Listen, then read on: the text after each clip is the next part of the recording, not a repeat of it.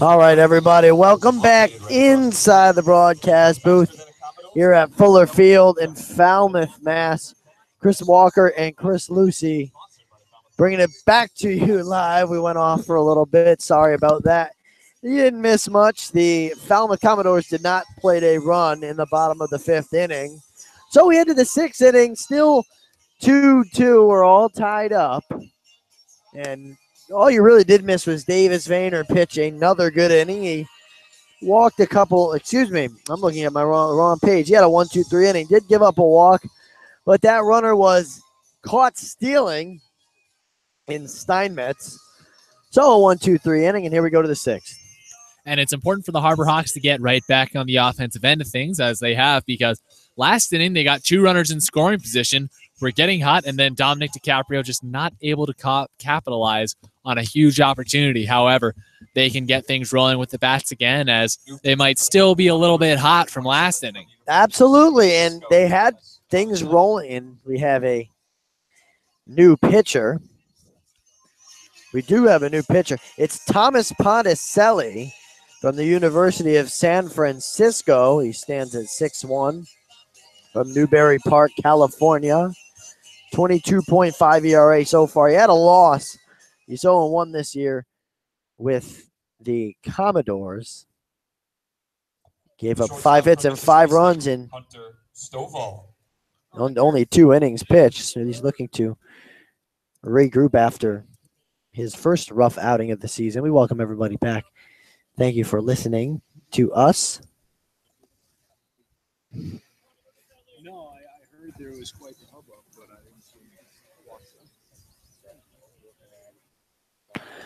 So the batting order, so in this inning, will be Stovall, Olenek, and Proctor, at least, here in the sixth. First pitch from Ponticelli is fouled off behind home plate. It's 0-1.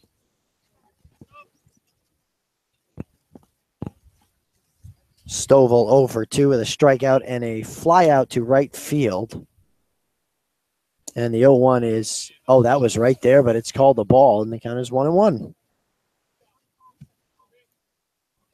Stovall, a steady contributor with the glove, of course, playing second last night and also short today, but still looking to make an impact with the bat. The pitch misses again outside, and it's 2-1.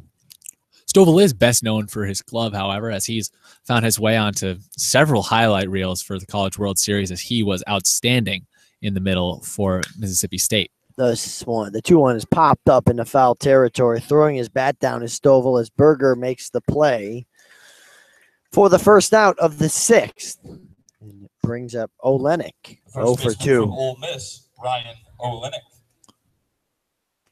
Not surprising to see Ponticelli doing big things on the mound. He was dominant in his season with the University of San Francisco Dons, a 4-2 record in 69 innings pitched, a 2.45 ERA, 65 strikeouts to get this, Chris, only 10 walks. Wow. That's amazing. That's a great ratio as Olenek swings through the first pitch. It's 0-1. That's a great year in general, the 2.45 ERA. That's good stuff. See how he does here. He's already got 1 out and an 0-2 count now on Olenek as he takes another called strike. It's 0-2. We're still tied up at 2 in Falmouth at Gov Fuller Field in the top half of the sixth. And the 0-2 is grounded back up towards the mound. It's going to be a tough play. Coming over to get it is Davidson, and not in time as the throw goes into the dugout of Falmouth, and taking second base will be Olenek because the ball goes out of play. So forward a single and then an advance on the throw. And so it's a hit for Olenek, and he's 1 for 3. Brings up Ford Proctor, who's 0 for 2. That single breaking the curse of the pink cleats. Both Stovall and Olenek 0-2 coming into this inning. Stovall continuing the curse, but then Olenek breaking it with that little single. Both of them wearing those light whitish pink cleats tonight. And Olenek raises his batting average. He was at .308 before the game started.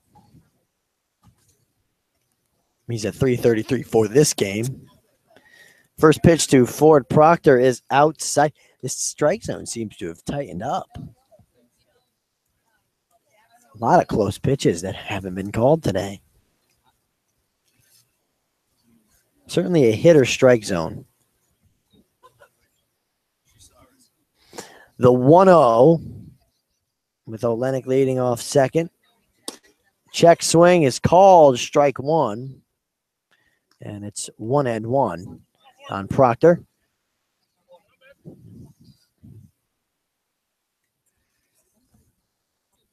How about the name Ford? That thing comes with a lot of responsibility. Good American name right there. Coming out of the heartland in Texas. The 1-1 is off the plate, outside, 2-1.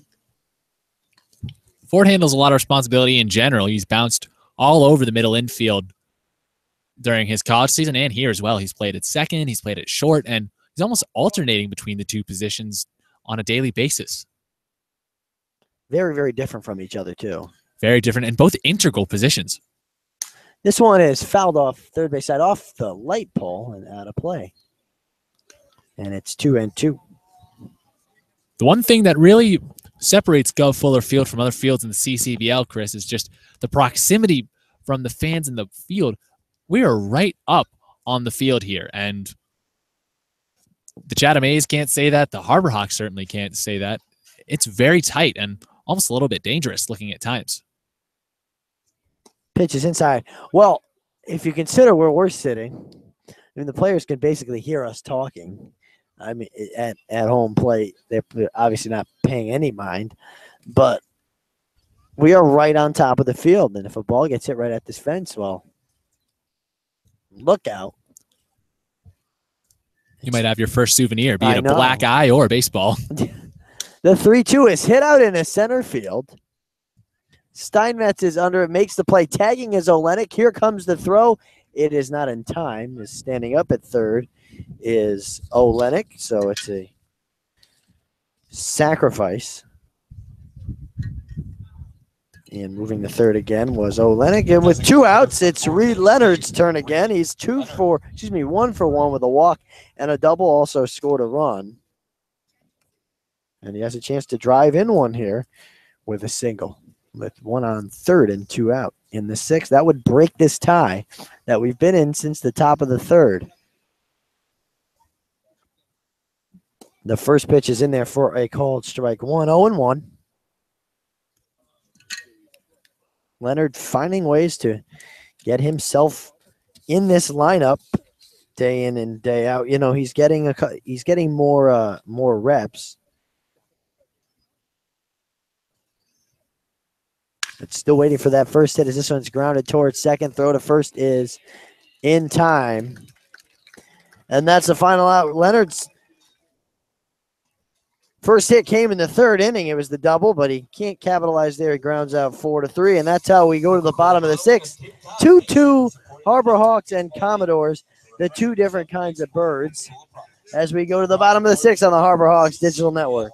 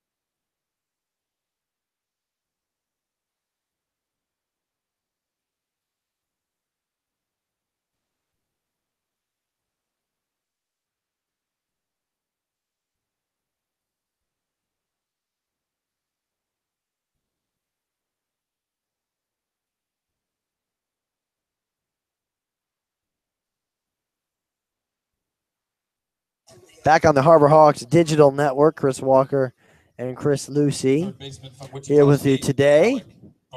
Alec Bohm, Marty Bakina, and Logan Davidson will lead it off. All of them have hits.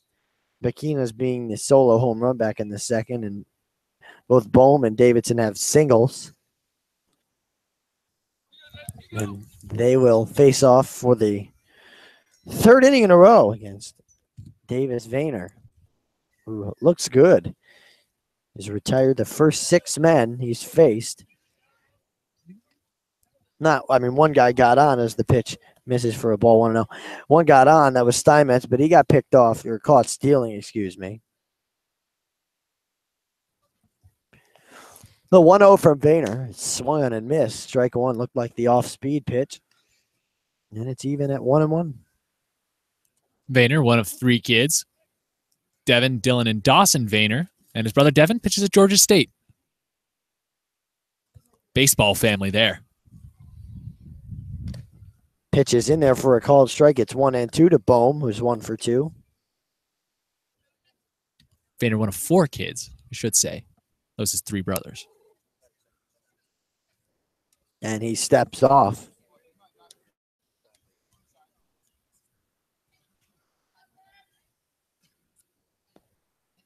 Vayner ready. The pitch is hit into right center field. It's going to get down, and it's going to go all the way to the wall.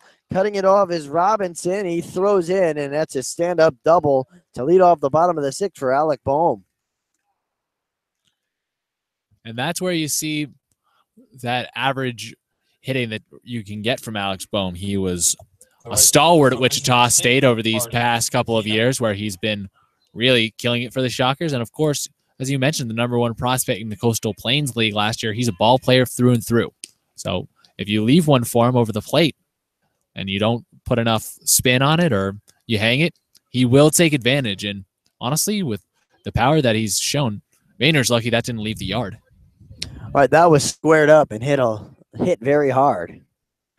And here is Becchina, who has the home run. He's got a chance to do some serious damage against Vayner and the Harbor Hawks as he takes a pitch inside. It's still 2-2, but the leadoff man is aboard second base with the leadoff double.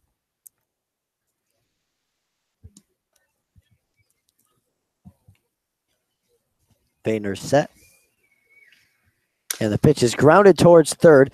Good hop for Donovan. He throws over to first. And staying put at second is Bohm. So 1 away on the 5-3 ground out. And that brings up Logan Davidson, who's 1 for 2. The shortstop from Clemson, Logan Davidson. Davidson also from a pretty athletic family. His sister Taylor is a senior on the Stanford tennis team this year. She was an ITA All-American in doubles both her sophomore and junior years. A lot of these people from very, very athletic families, as we're finding out. It's in their blood. Once it gets in your blood, that's what you're going to do. And it's nature versus nurture, too. You have parents who are into sports. They're going to get their kids in there early and often. A throw over to first. A delayed throw as running back quickly was Bohm. To that point, Chris, Tiger parenting has to be watched out for a little bit, but sports are also just such a great way for families to get together and to really bond. Absolutely. The pitch is outside. It's 1-0 to Davidson, who singled and scored in the second.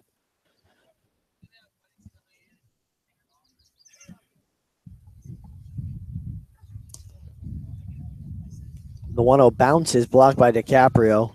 It's just another good stop. Davidson hitting .296 on the season. Still early. I feel like once we get into 10, 11 games, it's got to stop being considered early. That's true. Once everybody gets in at least double-digit at-bats. Right. This one misses. It's 3-0, excuse me. And they're going to intentionally walk him. Safe bet, pro pedigree from Davidson. He was a major league draft pick out of high school, selected in the 30th round, 887 overall by the Phillies in 2016. Coach Corrin's going to go talk to Vayner. Now 2 on and 1 out for Willie Berger, who's 0 for 2.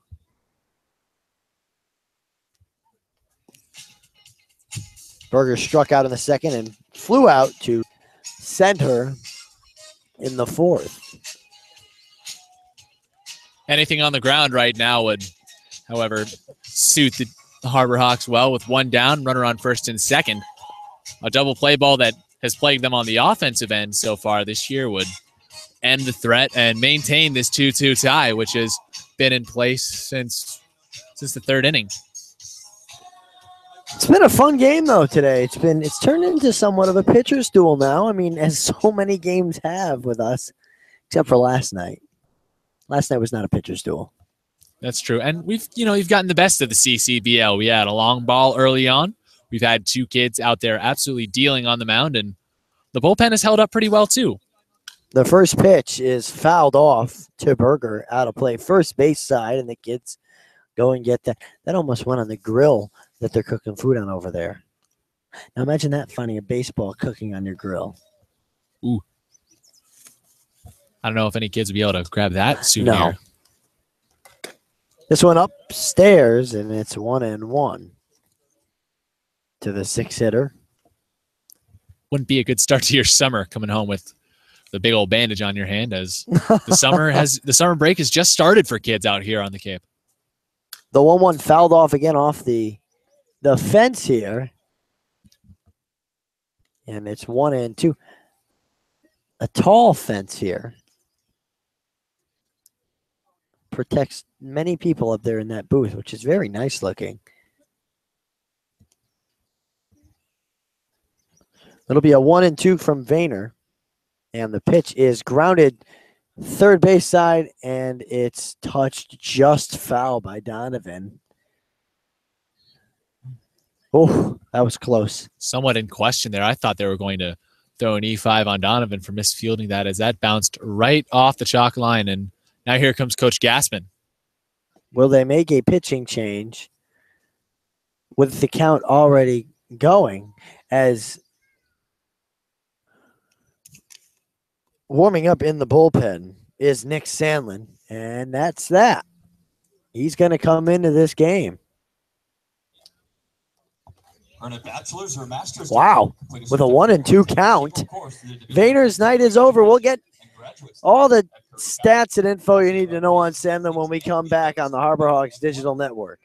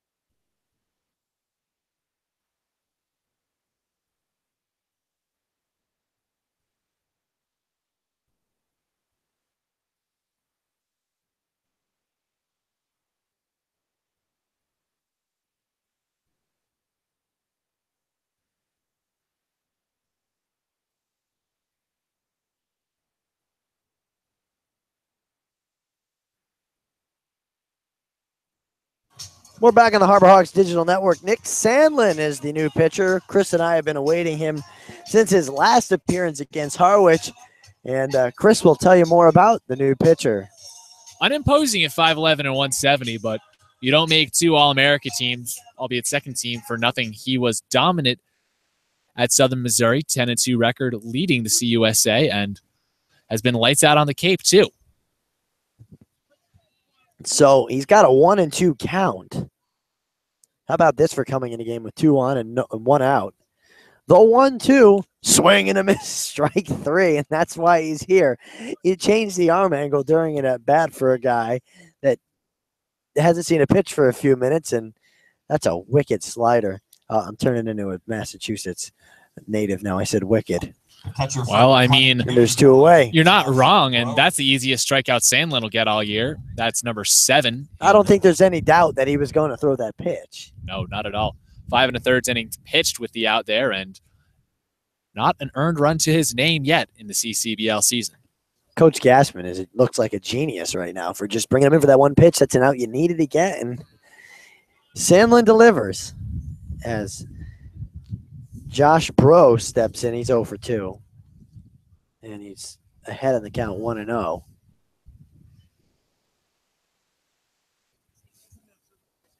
Sandlin, the sidewinder. The slider had a lot of movement on it. The check swing did not go around, and the count is 2-0 on Barreau. Bro, as you mentioned, picked only 8 picks away from his brother. That was in the 36th round of the MLB draft, 1,081st overall. 2-0 is hit into right field, coming over, diving, and making the play That's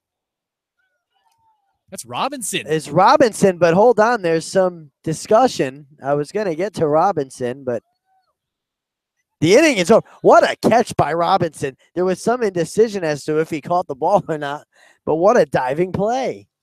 Yeah, and Robinson pulled up lame a little bit. He's still trying to shake off a huge dive, and when you're a guy like Robinson, pretty lengthy, you come down on that wrist with a lot of weight, and thankfully he comes up all right. It's the second time this season we've seen him come down and grimace in pain. Coach Gassman says, "Are you okay?" And everybody wants a high five from Robinson. What a catch. We'll be back for the top of the 7th. We're still tied at 2 on the Harbor Hawks Digital Network.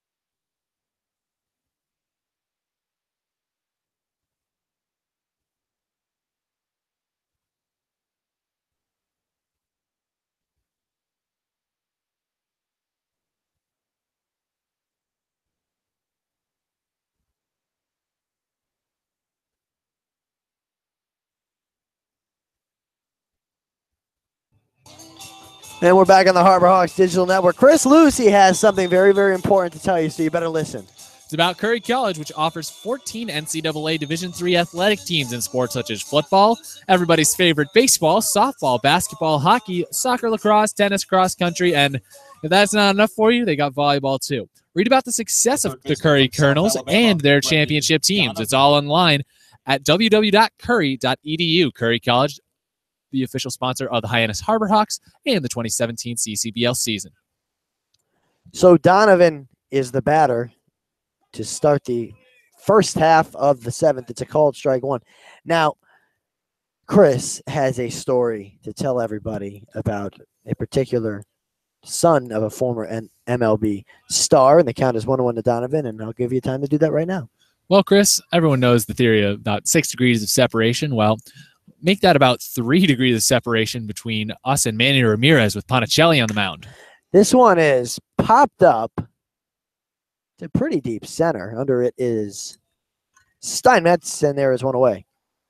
Ponticelli, who is going into this coming season at the University of San Francisco, was a teammate this year with Manny Ramirez Jr. And yes, that Manny Ramirez is the senior, the former Boston Red Sox outfielder, who now is playing on one of the sweetest deals in pro sports in the Chinese Professional Baseball League.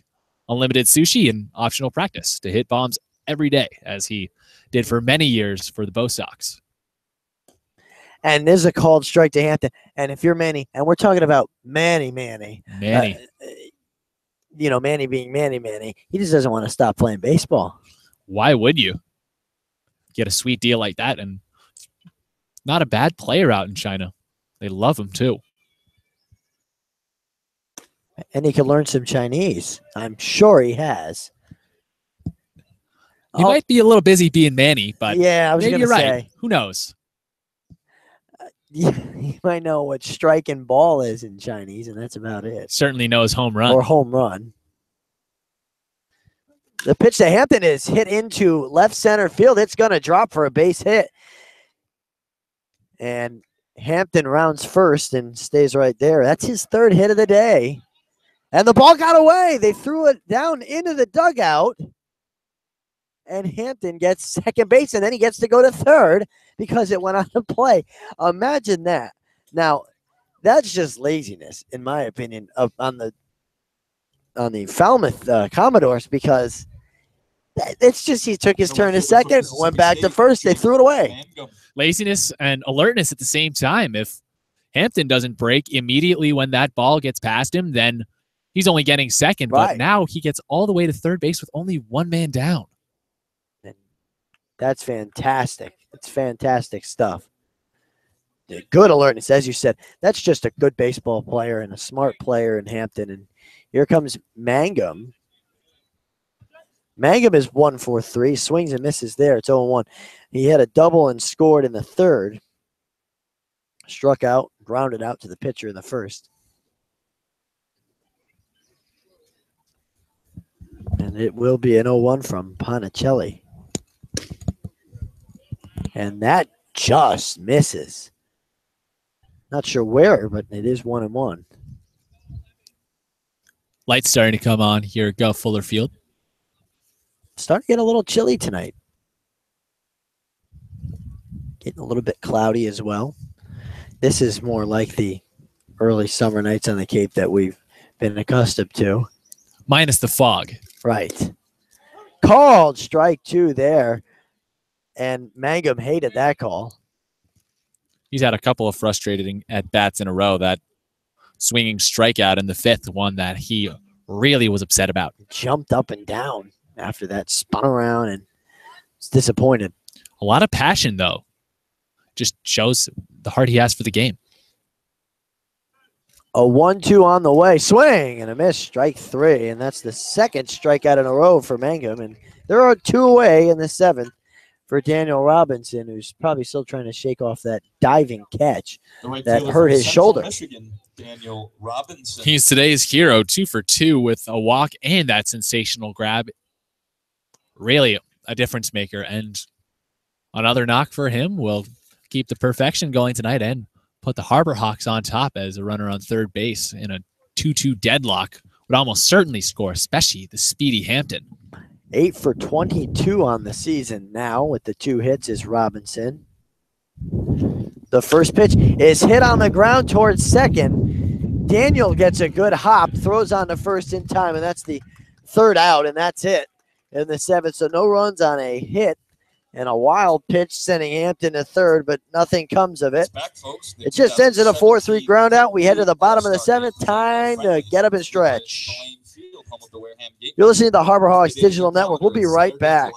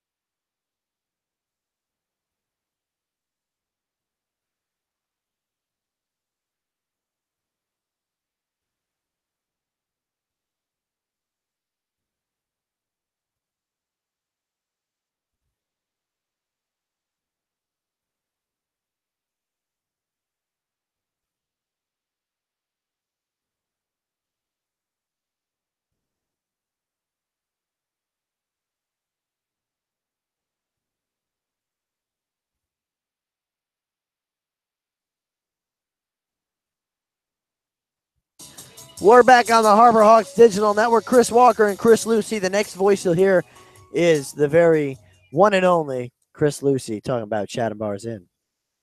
The Beach House Grill at Chatham Bars Inn Resort and Spa is the perfect spot for a seaside lunch or evening clam bake.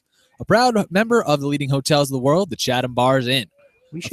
Official sponsor of the Hyannis Harbor Hawks and the CCBL season. We should go there. They sponsor us. We should. Hit them up. First pitch to Solomon is bunted right back at Stanley. He throws a strike over to first, and there's one away quickly. I don't think anybody throws over to first on this team better than Sandlin. No, right where the first baseman wants it, and it comes with that low arm slot, just right to the crouched Olenek.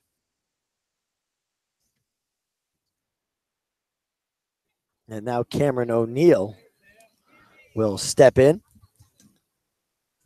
O'Neill is 0-for-2, and he takes a pitch outside for ball one. He popped up to the outfield twice, an F7 and an F8. Sandlin deals the breaking ball high, 2-0.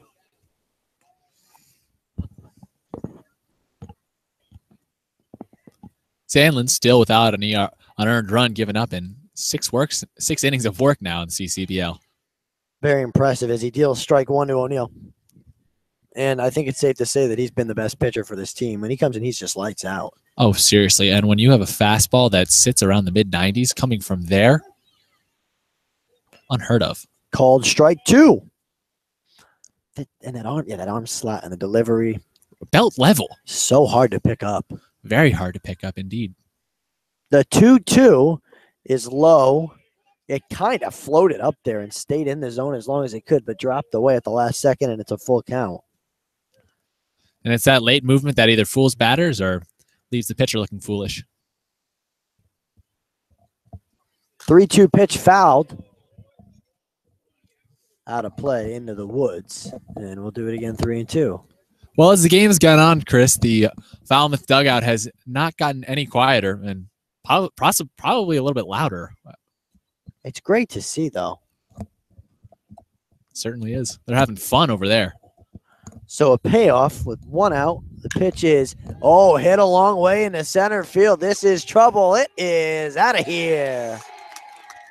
Solo home run for Cameron O'Neill, and it's 3-2 Falmouth. A rare miss from Nick Sandlin.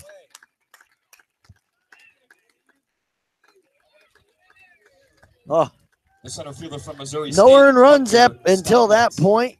Worked the count full, and he just hung a breaking ball, hung that slider right over the middle, and had that sound. And Hampton, all he could do was turn around and watch it go as the kids are in the outfield looking for it, already in the bushes there behind center field as the first pitch to the leadoff man, Hunter Steinmetz, is fouled off 0-1. Steinmetz 0-for-2 with a walk.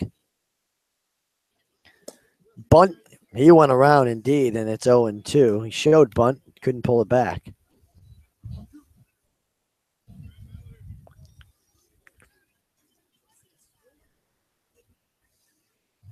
The 0-2 from Sandlin is a breaking ball. Oh, that just missed the outside corner. It's 1-2. And that unties this game in the bottom of the 7th. Second long ball of the day for the Commodores.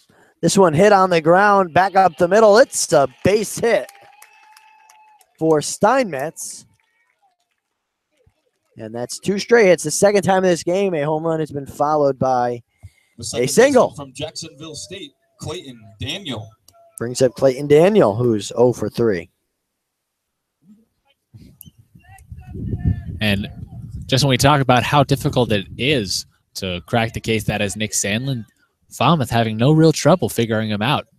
And it looks like the fastball really isn't riding in as quickly as we saw it do against the Harwich Mariners earlier this year.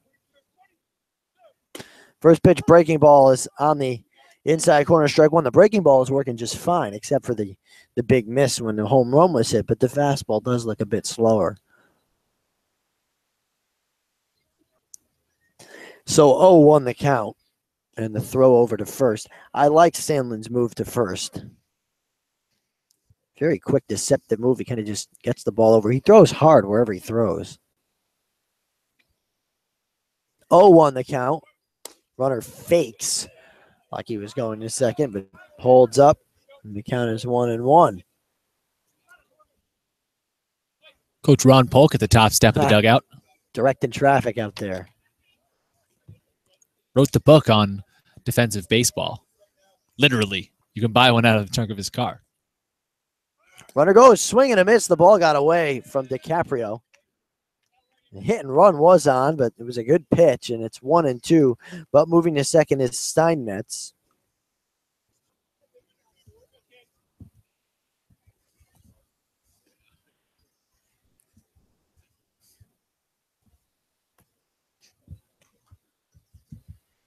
Turning into a very nice evening again in Falmouth.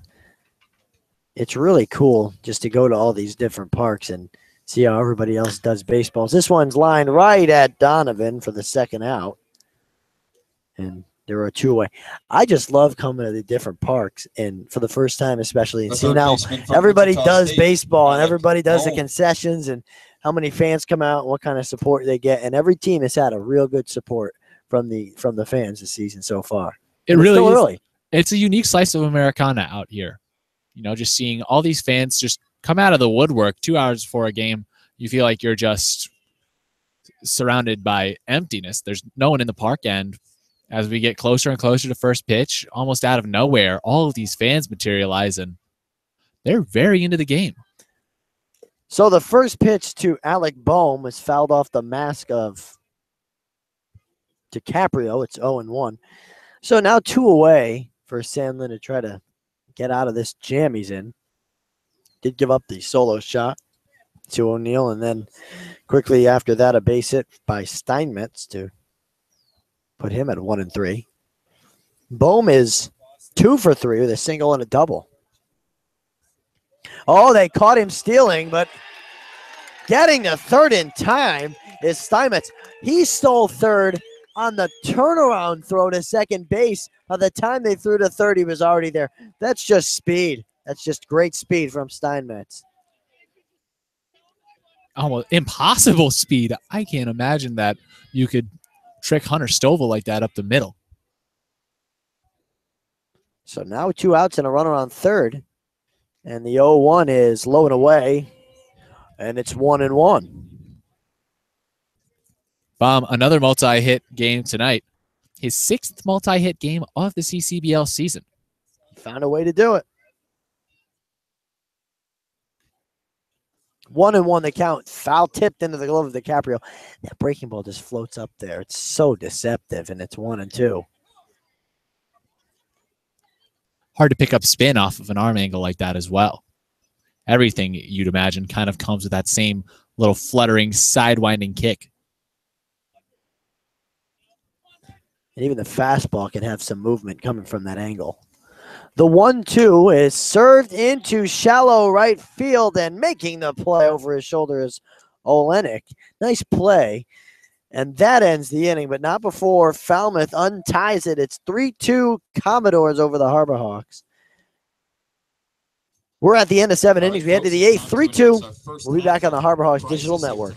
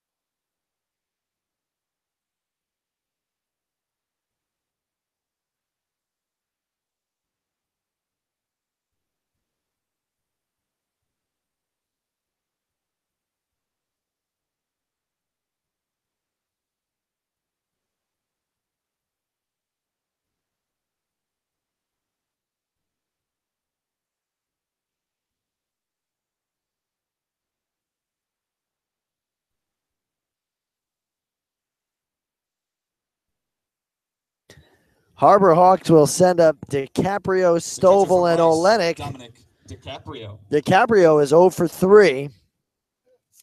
Still he's probably tired of hearing it. He's still looking for his first hit on the season. 0 for 14 as he grounds one weakly towards third. There is Bohm, throws the first one away. 1 pitch, 1 out, and he's 0 for 4 and 0 for 15 to start his season. Slow start. I mean, he had a prolific year hitting at Rice. So just as it's taken Ford Proctor a little bit of time to warm up, so it is with Dom DiCaprio. From Mississippi State, Hunter Stovall. And it really is amazing because he hit 366 in school this year. That was just it's amazing average as this one's fouled off out of play. It's just amazing how he and Proctor, who both go to the same school, struggled. Well, hey, CUSA competition is nothing to scoff at, of course, but they're not slumping against nobody out here in the Cape. No, that's for sure. You know, they've got guys from all over that they'd never seen before. And this one's fouled back. It's 1-1 to Stovall. Stovall's 0 for 3 as well. Looking for his first hit. The pitch is hit into right field and deep, but making the play is Bakina. And there are 2 away, and it brings up Olenek, who's 1 for 3. The first baseman from Ole Miss. Pink Ryan cleats in the 5 Olenek. and 6 spot still. Olenek the only one with a hit. And that was a good hit. Good piece of hitting from Stovall. Just hit it out the right fielder, Bakina. Olenek has a chance with 2 outs here. Takes a called first strike. And it's 0-1. Proctor would be next. 0-1 is popped up, and it's popped up a mile high into the shallow left field. And the play is made by Solomon, and it's a 1-2-3 inning for the Commodores. And at the end of 7.5, we go to the bottom of the 8th. 3-2 Falmouth on the Harbor Hawks Digital Network.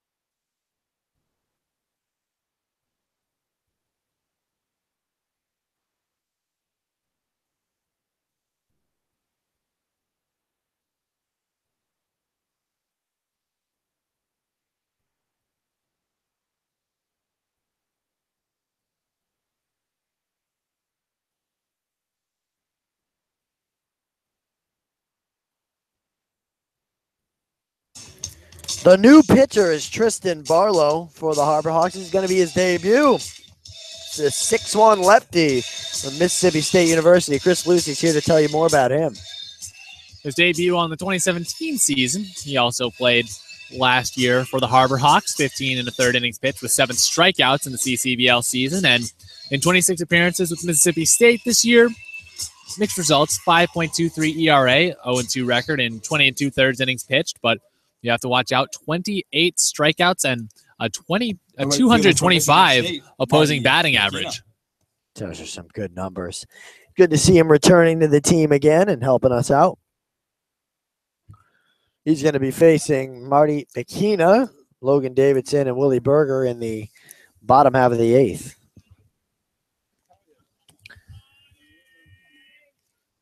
The first pitch is, it's a bouncer off the umpire's chest protector. Hit bounced 3 or 4 feet in front of home plate. Inauspicious start, but has to come somewhere. It's only 8:15 and we're in the bottom of the 8th. Speedy game. 1-0. Breaking ball. What a pitch. Oh, what a pitch. What a swing and a miss, too. For Bikina, it's 1-1. Expect the unexpected. Bikina thinking he was going to get another fastball, but a nice mix with that curve. Beautiful curveball. The 1-1, another off-speed pitch, misses there. It's 2-1.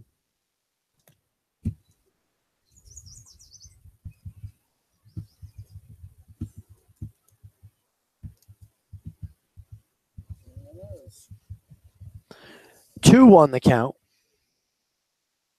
And it hit him. Oh, it hit Bikina right in his knee on the outside of his left knee, and he'll go to first base.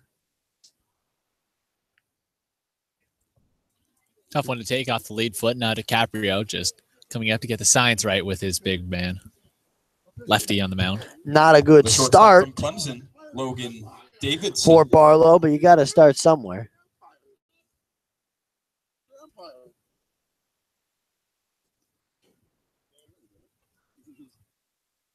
Time called.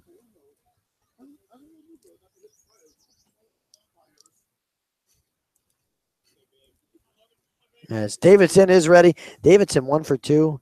Intentionally walked in the 6th. Had a single in the 2nd and scored.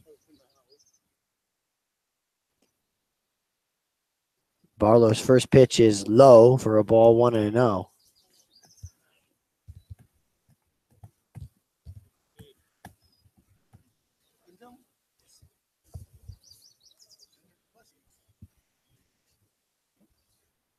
The count. The pitch is inside, and it's 2-0. Davidson looking for hit number 2. And Falmouth looking for a way to extend their lead before the last chance for the Harbor Hawks coming next half inning. This one is low as well. Good frame job by DiCaprio, but it did not get a call. It's 3-0.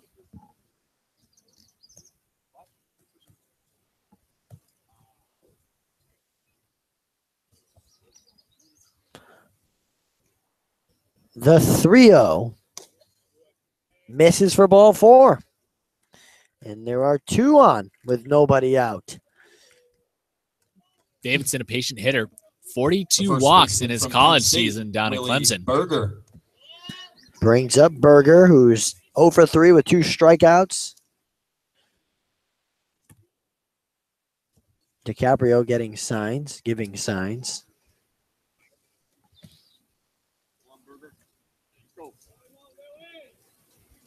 Interesting start to the season for Barlow.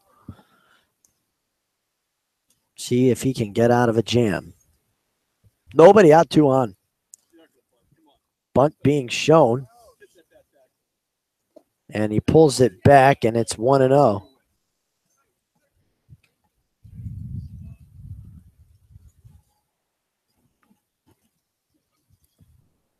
Berger looking for hit number 1 today. And he's probably going to show bunt again. No, he holds the bat on his shoulder and then squares around. Olenek sending it. That pitch misses low again. Olenek is way in on the grass. And it's 2-0. And Barlow can't find the strike zone. No, and you have to imagine it's a little bit of a shock when you look down at a guy with your glove curled up to your chest, and by the time you look back at him when you're in the set, he's squared around for a bunt.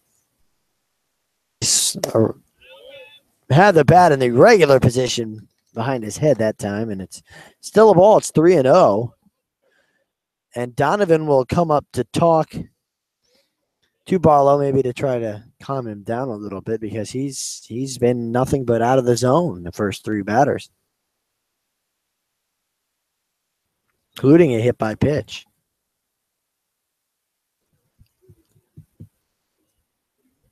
The 3-0 misses inside, ball 4. He's walked, the bases loaded. Tough start to the CCBL season. Had been working a little bit with Ray Korn leading up to this game. He threw a bullpen his first day with the team, but I guess just still shaking off the rust from a bit of a longer layoff between the Cape season and his college season. The dugout for the Commodores is alive and well. They are very excited at the prospect of bases loaded, nobody out, which is what Josh Bro has here. The first pitch misses, 1-0. Bro had an outstanding college season.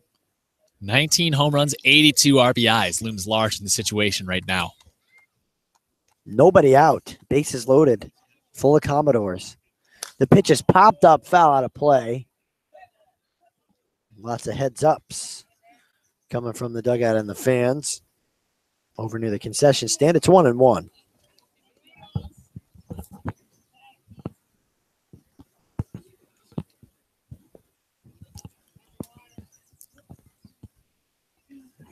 Now overcast, pretty cloudy now. Clouds coming in, hopefully no rain. This one fouled off the noggin of DiCaprio. It's 1-2. I didn't see any rain in the forecast. Maybe just clouds coming in as it gets darker. To be expected out here on the Cape. Gets foggy, gets cloudy. As long as we get a little bit of sun and just it stays dry enough for baseball. Still a very pretty night here. The 1-2 breaking ball called, strike 3. And there is one away. That's a big pitch. Huge for Barlow after putting on your first 3 batters of the season just to get that strikeout, get back in your rhythm. Barlow's comfortable with this team. He worked with Coach Ray Korn last year. He's no stranger to the orange and blue. So just getting outs, wearing the orange and blue will make you feel right at home again. Lee Solomon hitting 188 before this game. He's 0 for 2 right now. And there's called strike 1. He's a guy that certainly can hit it out of here too. And he can steal a base too once he gets on. But the bases are loaded right now with only 1 away. Barlow in trouble. The pitch is inside, nearly hit the back leg of Solomon, and it is 1-1. But Barlow getting 1/3 of the way through the trouble. Just about, and really no margin for error with bases loaded, but Solomon with 40 strikeouts in his college season, so prone to fanning just as well. Could come in handy for Barlow. The 1-1 is outside, 2-1. And this is as big of trouble as you could get in as a pitcher, bases loaded, nobody out. That's as bad as it could get. Coming in relief to down only 1 run. Anything that the Commodores can put on here is just insurance. One more chance for the Harbor Hawks in the top of the 9th. The 2-1 is way inside. Nice pick by DiCaprio. He's had his hands full behind home plate today, really. He's saved a couple of runs from scoring, including one right there. The count is 3-1. There's nowhere to put Solomon. There's nowhere to put him. Bases are loaded. The 3-1 is outside, ball 4. He's walked in a run. He's walked in a run, and it's 4-2 Falmouth. You never like to do that. Definitely not in a tight game like this. Your team in need of a win, too, after a deflating 10-2 loss the night before. And that's the 3rd walk and the 4th time a base on balls has been awarded with the hit by pitch. 1 strikeout in there. Still only 1 out, bases loaded for Cameron O'Neill, and you don't want him up with the bases loaded. Last inning, he hit a home run. The first pitch is upstairs and a bit inside, and it's 1-0. Barlow really having trouble. Just needs to calm down a little bit at this point. Has the stuff to get outs. The 1-0 breaking ball upstairs 2-0. To that effect, the breaking ball has at times looked buckling, and that fastball has been in the 90s since he was in high school. Not his best stuff yet tonight. Had the good breaking ball to get the strikeout of Bro. 2-0. To O'Neill. Here's the pitch upstairs 3-0. And now he's in danger of walking another run in. He just can't find the zone. Really cannot, and couldn't have picked a worse time to be at a loss for it with the bases loaded, a 3-0 count. Couldn't pay O'Neill to swing at anything for at least the next two pitches. The 3-0 is in there for a called strike one. It was a get-me-over fastball. Got him over. A very necessary strike. This is going to be a good pitch to hit unless it's outside. For O'Neill, here's the 3-1. It's high, ball four. He's walked in another run. And here comes Chad Gassman. That's 2 runs walked in. You know what this reminds me of? This reminds me of when I was younger and I used to play in Little League ball, when walking in runs was just a common thing. This is not the case, and it's 5-2 on 4 walks. No, Chad Gassman keeping him on a tight leash with that as well. That's going to be it for Barlow. We're going to get all the info on the new pitcher when we come back on the Harbor Hawks Digital Network.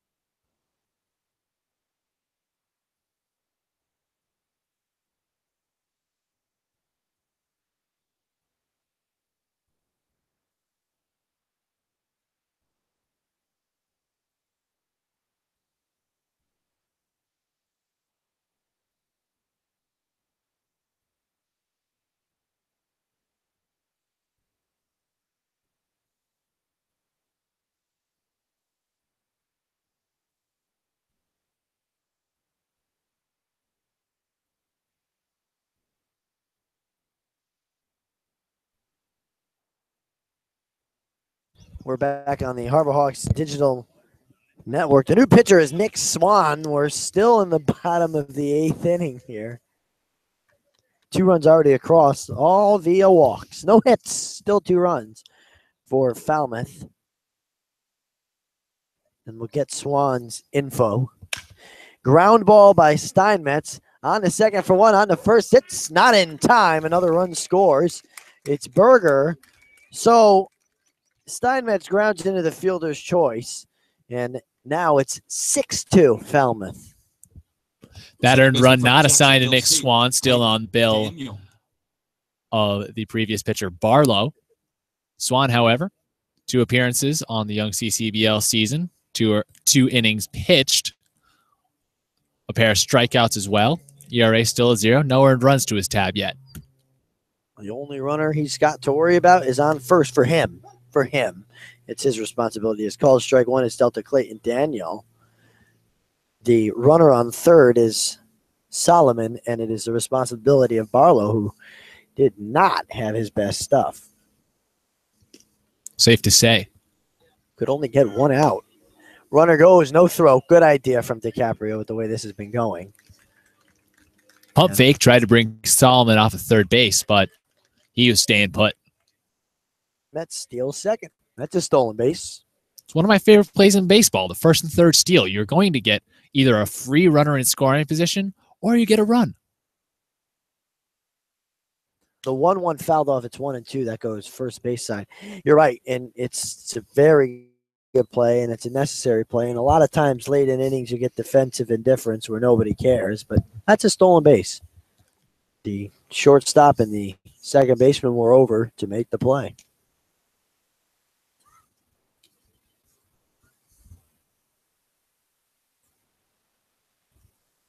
It'll be a 1-2. Grounded towards the hole and through for a base hit. Scoring is Solomon. The throw comes in. It's an RBI single for Daniel, and it's 7-2. The third Falmouth. baseman from Wichita State. 4 runs Bohm. across as Bohm comes to the plate. He's the 9th batter of the inning for Falmouth, and the screws are coming off of this game. The Commodores have gone all the way around, and what was once a tight game is just completely unraveled, as you said, Chris. Disappointing for the Harbor Hawks after staying in it for so long. Against a team that's below them, 3-5 to this point. The pitch is called strike one to Bohm. Again, that run is charged to Barlow. All of his runs came in. So he has a 4 earned run night in just 1/3 of an inning. Very tough start to the season. Pitch is low, 1-1.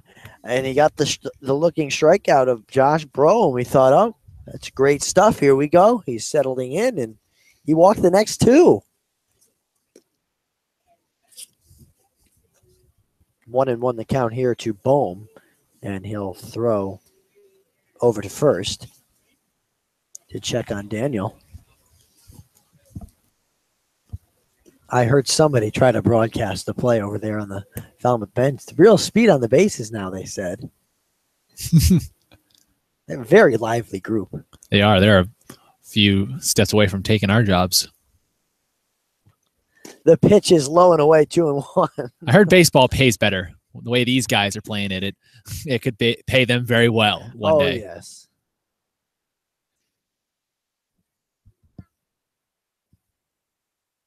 It's easier to get paid at a young age, for sure. Ooh, seriously. 2-1 the count. The pitch fouled off. Good off-speed pitch from Swan, and it's 2-2. Almost, if not all of these guys already with a free education courtesy of the big game. You'd be hard-pressed to find anybody who wasn't getting a free education in this league. Seriously.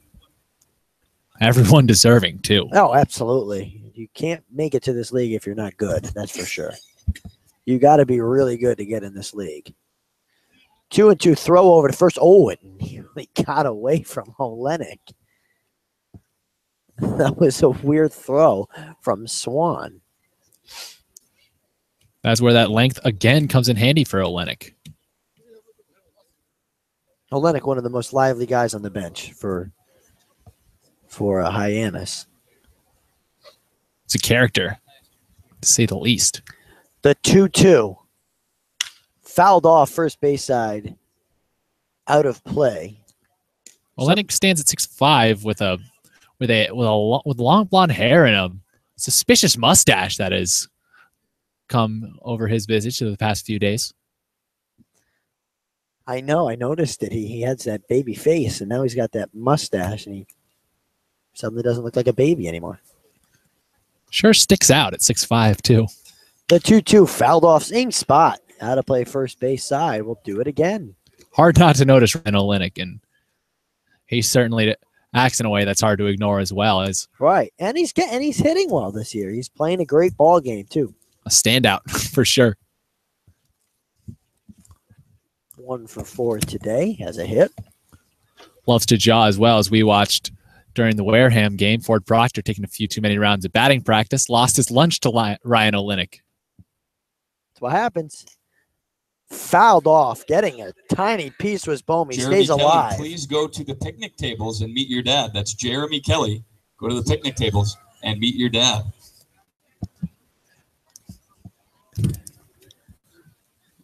You gotta love it when you're a kid. Sometimes you get lost in all the action, and then your dad's looking for you.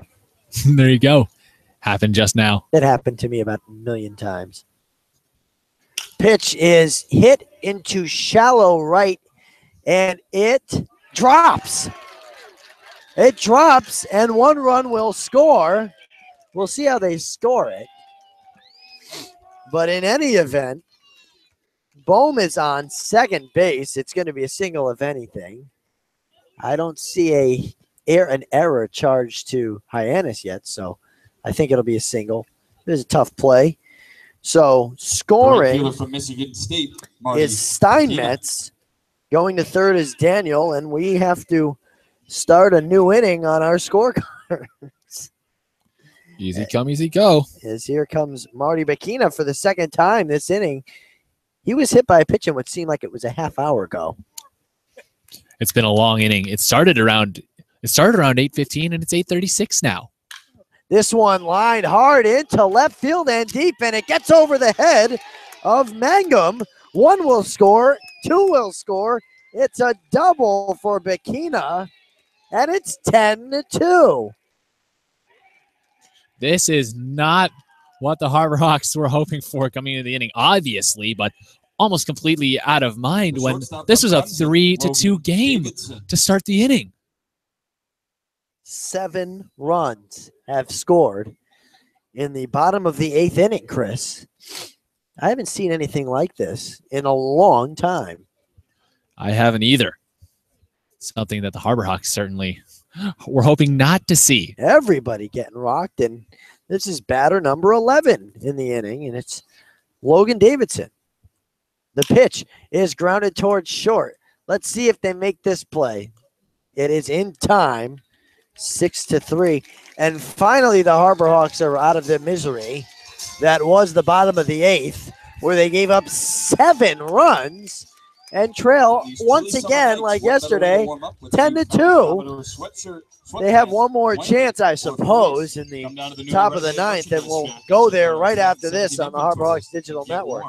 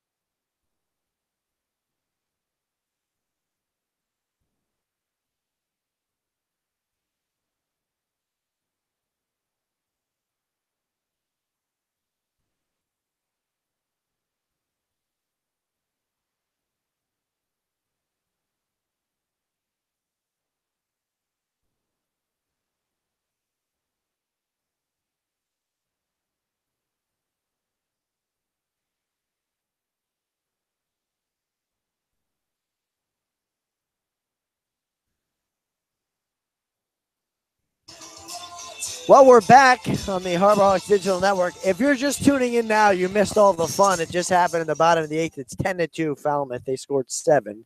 The new pitcher is Brian Gadsby. Second baseman from Rice for Falmouth. Proctor. Chris? a sophomore at the University of California, Los Angeles. Hometown in La Crescenta, California, 6'2", 170. Pitched 2 innings against the Harwich Mariners earlier this year. A 4-2 win for the Commodores. 3 strikeouts and 2 hits. The first pitch missed to Ford Proctor. Proctor's 0 for 2 with a sack. Or vice fly. Not a sack in football, I should say. It's 2-0 to Proctor now. I got to be careful with that. Well, I mean, there were 7 runs scored in the last inning, so we have a football score going there. And it's a touchdown and a field goal to a safety right now. It's 10-2. And when you start bringing football into any game other than football or basketball, that's when the trouble starts. That's true. And, I mean, sports world has just been swirling. Big trade between Chicago and Minnesota, sending Jimmy Butler to Minnesota for Zach LaVine and several others. This one lined in the center. It's a base hit for Proctor, and he's got a theme hitting. See, another good sign from Proctor. He's out of that funk for good now. 3-game hit streak. You got to like it. For 4 today, bring up the batting average. And we have a pinch hitter at the plate. That's Robert Newstrom. Thank you, Chris. Newstrom having a good year. 333, 6 for 18. Quietly having a good year. You know, he doesn't play every single day, but he usually hits 5th when he does play, and he makes it count. He's having a really good season as the first pitch misses upstairs and outside 1-0. Is number 30 out of Iowa, Robert Newstrom. I mean, he's a steady hand in right field as well, which is helpful too when you can be relied upon really to have a good at bat and also play well in the field. Chris, it's 10-2 Falmouth. Did you ever think it would get to this point as the pitch misses up and away? It's deja vu all over again, Chris, just like we saw last night with the Gateman. Although this being done in a much different way, I must say, with 7 runs in 1 inning. I can't remember the last time I broadcasted a game. I don't really have ever broadcasted a game where 7 runs were scored in 1 inning. Hopefully we won't do that again this summer. The 1-0 called strike 1, or even at a ball. Now I know I thought it was 2-0. You don't. It's 2-1. You get confirmation from one of our guys, one of our home team guys. Out on the road with us. Out on the road, who won the 50-50 tonight. Swing and a miss, strike 2. It's 2-2 to Newstrom. Imagine that going on the road, winning the 50-50 from the home team. You got to love it. Oh, of course. Keeping it in the CCBL family, too. I'm sure they love it as well.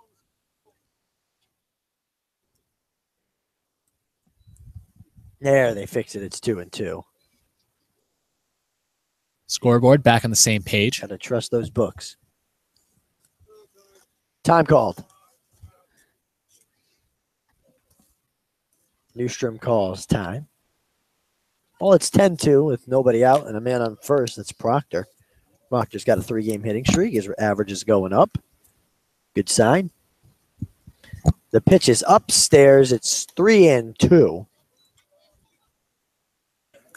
to the now DH Robert Newstrom. He took over for Reed Leonard, who was 1 for 2 with a double and a walk. Good day for Reed Leonard. That was his first hit of the year. Full count. The pitch is inside and low, and there are 2 on. Well, I guess anything's possible, as we saw last half, and there are 2 on and nobody out for the Harbor Hawks. And Brendan Donovan back on 0 for 3 today. Still getting the vote of confidence from Chad Gassman, although hasn't been off to the strongest of starts here for the Harbor Hawks. Donovan is 2 for his first 23.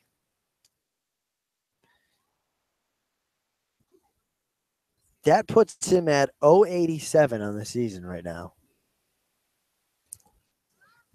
Could use a hit from him. The first pitch is grounded and through for a base hit.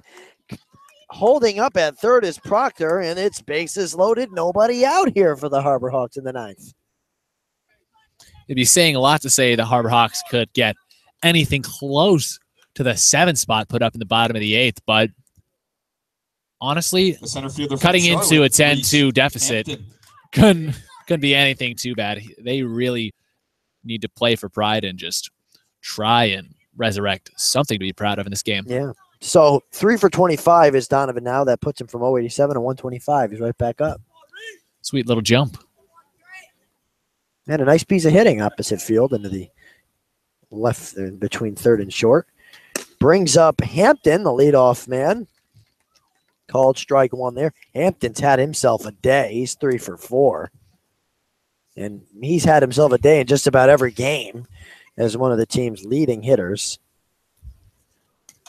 It's one of the only constants for the Harbor Hawks is a nice play in the field and a nice day at the plate for Hampton. Ground ball to third. They go home for one, and that's all they're getting. That's the first out of the inning. And I was just going to say Hampton was hitting 407 before that. It won't dip much, but there is one away. That brings up Jake Mangum. And Mangum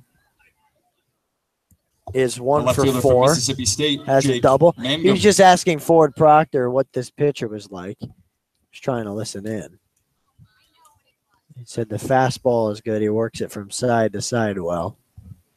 Little scouting report brought to you by Ford Proctor. Make sure you throw the last name in there. We're giving away free airtime to another Ford. That's right. This one grounded slowly. Nobody's going to get there. A run scores. It's an infield single for Mangum. It's his second of the game, and it's 10-3. Falmouth. There's something to be a little bit happy about. They're putting together some hitting now. They've got 3 hits in an inning, a walk, a run scored, and here comes Robinson. The right fielder from Central Michigan. Had a great Daniel day and has a chance to drive in another one. Bases are still loaded. And the former high school quarterback steps up to the lefty batter's box. His team a touchdown away from the Falmouth Commodores. And he's a good one. He looks like a quarterback. He's a big guy. He's sturdy. Central Michigan, his home school, also a great football program. The pitch is outside. And you know what?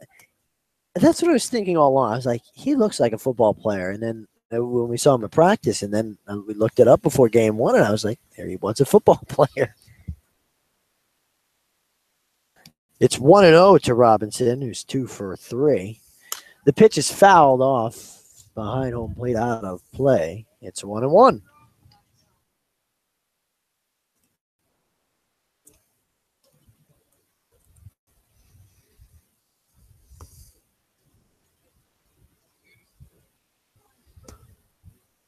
Nice night here. A little bit chilly, but nothing unexpected in the Cape. The pitch low. You have J.J. Watt up on your computer. I'm excited to find out why.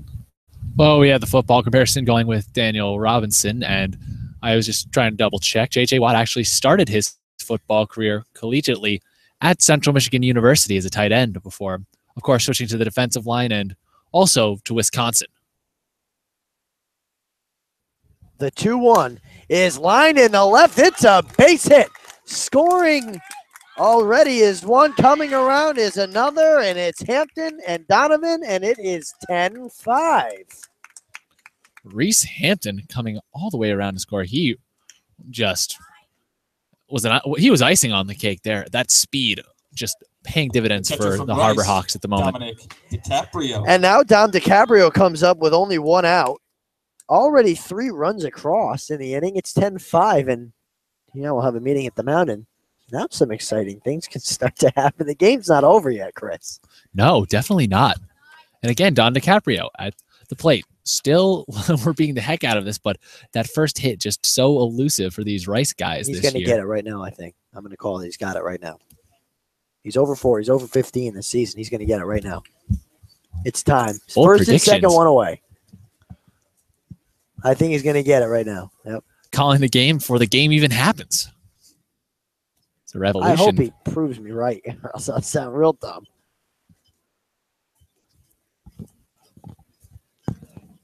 So DiCaprio will dig in 0 for 4.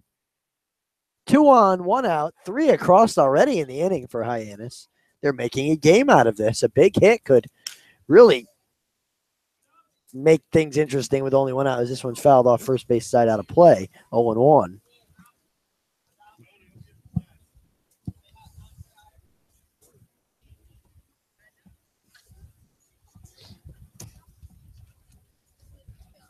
the team is hot right now, and hopefully so is DiCaprio. He only needs to hit one to make this a big difference. This one's grounded towards first foul. It was foul to all the fans that are groaning. We had a good view. And it's 0-2. Why am I getting mad at the fans? There's a lot to be angry about right now. I think the bottom of the eighth went, about 30 minutes? Pretty much. That was a long and a inning. tired me gets no rest there. No, you've been a little snappy today, but it's all right. Snappy? We love I'm you. snapping We love at you. the fans now. Keep it together for the drive home. Of All right. course. The pitch is swung on him, missed strike 3, and I thought he was going to get the hit, but he didn't. And there are 2 away. It's all good. Brings up Hunter Stovall. Stovall's 0 for 4 as well, and now they're with 2 away and 2 on. And DiCaprio's Shortstop not from happy with Mississippi things. He State, threw his Hunter bat down. Stovall. He's dang. Who would be happy with 0 for 5?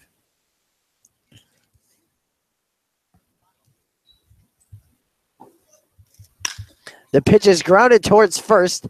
This could be it. Stovall is not in time getting there, and that's the game. 3 unassisted is how we end.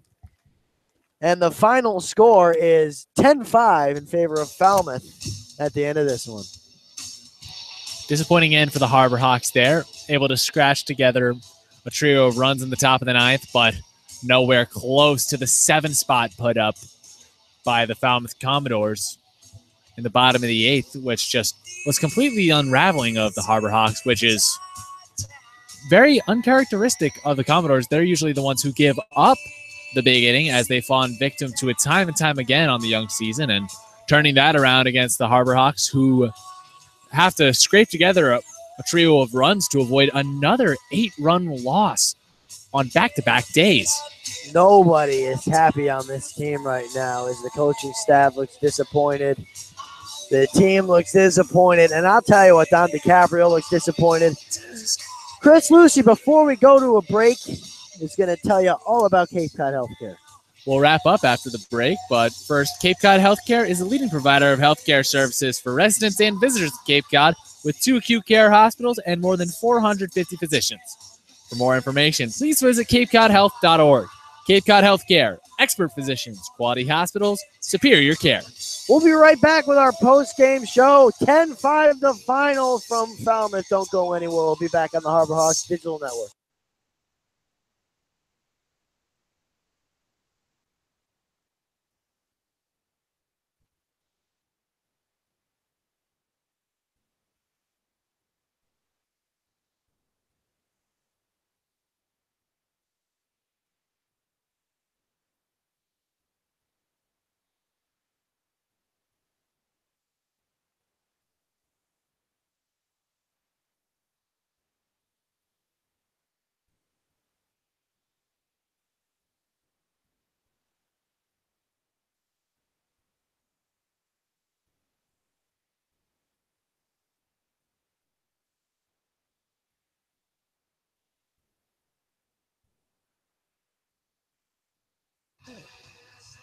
Back on our post-game show from Falmouth, where the Commodores beat the Hyannis Harbor Hawks 10-5. Everything blowing in the wind now on our broadcast booth, but it's all good. Chris Walker and Chris Lucy for the post-game show. Now, Chris, this game got started like a lot of others, low scoring, tight game. Falmouth scored first. They had 2 runs. Hyannis came right back and tied it at 2. Yeah, that big blow from Marty Bacino looked like for a while it would be the hit of the game, but certainly not the case, as Logan Davidson eventually came around to score in that inning, putting Falmouth up top 2-0, and the Harbor Hawks were able to pull it back together in the next inning, countering that 2-run bottom of the second with a 2-run top of the third off of a trio of hits. 3 doubles from Reed Leonard, Jake Mangum, and Daniel Robinson had things even for a while. And then at that point, we were talking like, okay, they don't usually score runs early in games.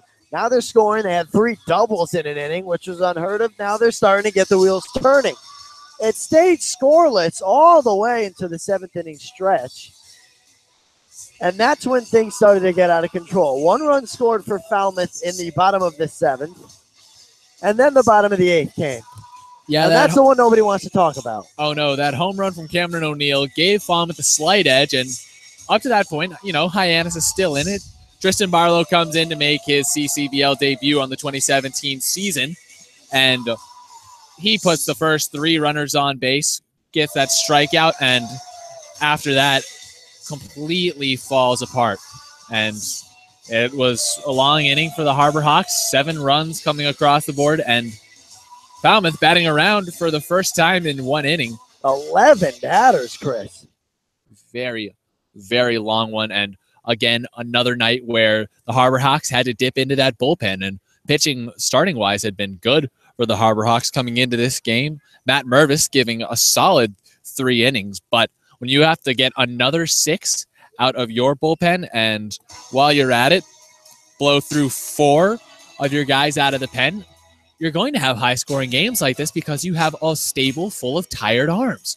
And it could be something that develops into a theme for the Harbor Hawks unless they're able to finally string together a bit more consistency between different guys in their bullpen, make that transition from the starter to the bullpen a little bit more seamless, and also just scratch together a few more runs here and there, maybe a bit earlier on, because if those 3 runs in the top of the 9th come maybe a little bit earlier, say the 7th or the 6th. Yeah, exactly. Say in the 7th or the 6th, those runs come alive, then it's a completely different ball game. And that changes everything. I mean, it's great that you score 3 runs in an inning. It's always good when you do that, except when you're down 10-2 when that happens. I mean, it's a good thing that they got the runs, but when you give up 7 in an inning, there's not much you can do.